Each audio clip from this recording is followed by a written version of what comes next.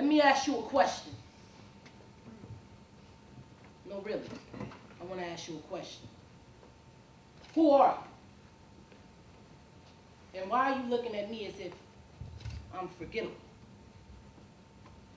Well, let me tell you about someone who's unforgettable to me. John Quincy Adams. He was a good man. A white man at that, who believed in colored men. He was a man making a change that I myself am in the pursuit of. At the age of 20, in the year 2012, I joined a group of leaders who set out on a mission to change the world. A movement. But to some, this is just a group of colored men turning hoodies to bow ties on, changing street slang to Queen's English.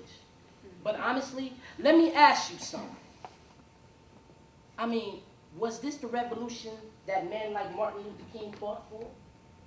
I mean, was the main priority an issue of color?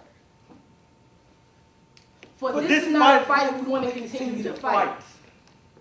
You see, this fight started long ago, on front porches where men like Muddy Waters created the sounds of an electric blues guitar, or Little Walters, who electrified his harmonica, or B.B. King, who in his own right is a king himself.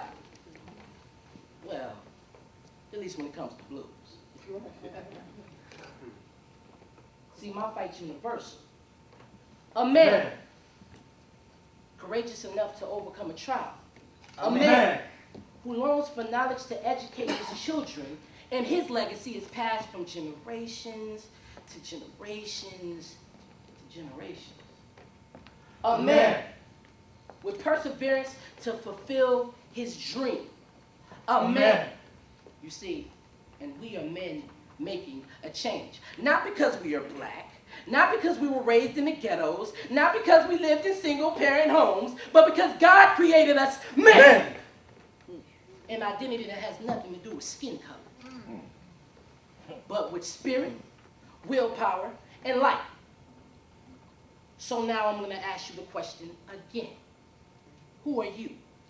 And why are you looking at me as if I'm forgettable?